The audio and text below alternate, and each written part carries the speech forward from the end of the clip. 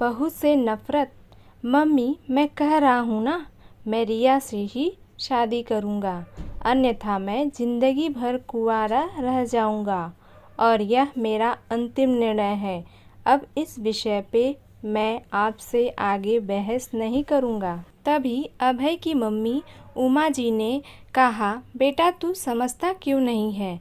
हमने तेरे सामने रिया की जन्म कुंडली पंडित जी को दिखाई थी ना, और उन्होंने रिया की कुंडली में मांगलिक दोष बताया है।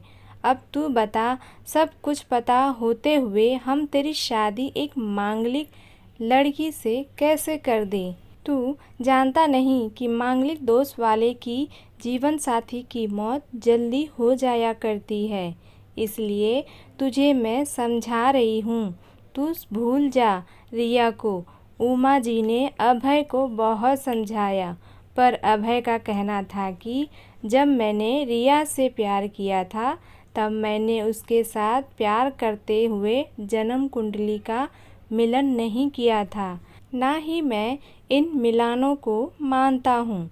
इसलिए अब बस मैं शादी करूँगा तो सिर्फ रिया से, और यह मेरा आखिरी फैसला है।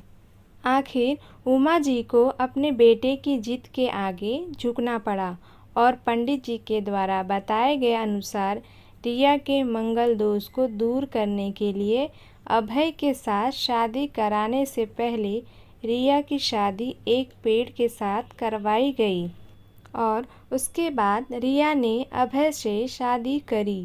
रिया दुल्हन बनकर अभय के घर आई, पर उमा जी को रिया का मांगलिक होना अभी भी खटक रहा था और उमा जी उसे दिल से नहीं अपना पा रही थी, और घर में कुछ भी परेशानी आती तो उसका दोष रिया को ही दिया जाता।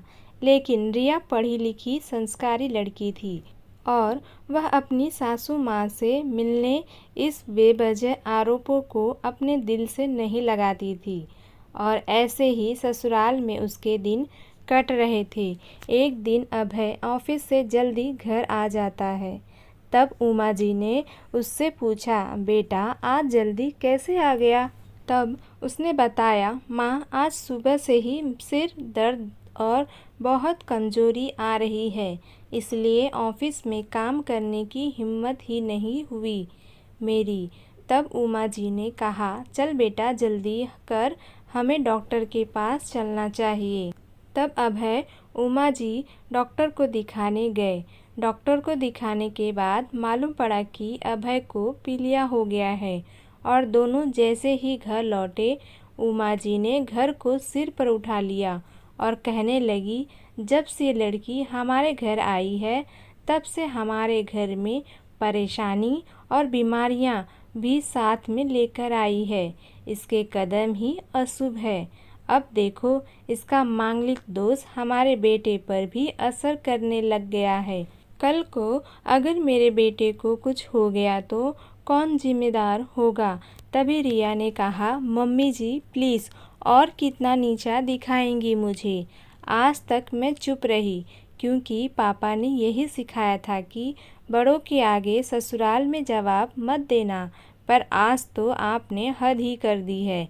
अगर मैं आज नहीं बोली तो ज़िंदगी भर खुद को माफ़ नहीं कर पाऊँगी। मम्मी जी, अगर आप पंडित जी पर भरोसा नहीं करती थी तो उनके कहे अनुसार आपने सारी मांगलिक दोष निवारण की विधि क्यों करवाई? क्यों पहले अपने मेरी पेड़ से शादी करवाई? दोष मेरा मांगलिक होना नहीं है, बल्कि दोष तो मेरा आपकी बहू होना है, क्योंकि घर में जाने अनजाने में कुछ भी परेशानी आती है उसको आप मुझसे जोड़ देती हैं, और जब कोई सास अपनी बहू से सिर्फ नफ़रत कर रही होती है तब यह बहू दोष बेटे बहू को नहीं पूरे परिवार को परेशानी में डाल देता है, और इस बहू दोष से मुक्ति भी सिर्फ सास ही दिलवा सकती है। बहू को अपनी बहू माने, उसे दिल से अपनाए, उसे भी सम्मान दे और यह महसूस कराए कि वह भी इस परिवार का सदस्य है। नहीं तो बहू दोष मांगलिक दोष से भी ज़्यादा पीड़ादायक हो जाता है। रिया की कही हुई बातें उमा जी के दिल को झकझोर रही थी और उन्हें मन ही मन पश्चाताप भी हो रहा था। उस समय उन्होंने रिया को कुछ भी नहीं कहा। थोड़े दिन बाद अभय बिल्कुल ठीक हो गया और ऑफिस जाने लगा। 1 महीने बाद अभय की सैलरी भी बढ़ गई। तब उसने घर आकर इसका श्रेय रिया को दिया तो उमा जी बोली, हाँ सही है बेटा, तू तो सारा श्रेय बहू को ही देगा। तेरी माँ का आशीर्वाद भी तो तेरी प्रगति के पीछे रहता है। तेरे साथ तू तो मुझे श्रेय देना भूल ही गया। तब अभय ने कहा, माँ, इस बार रिया का मांगलिक दोष मुझ पर और न ही मेरी तरक्की पर नहीं लगा। और माँ, जब हम बुरी परेशानियों का श्रेय रिया को देते हैं तो अच्छे कर्मों का श्रेय भी तो रिया को ही देना चाहिए। तो इसलिए आज का सारा श्रेय रिया को जाता है। अभय ने हंसते हुए कहा। तब रिया बोली, अभय, तो क्या तुम भी मुझे ऐसे समझते हो?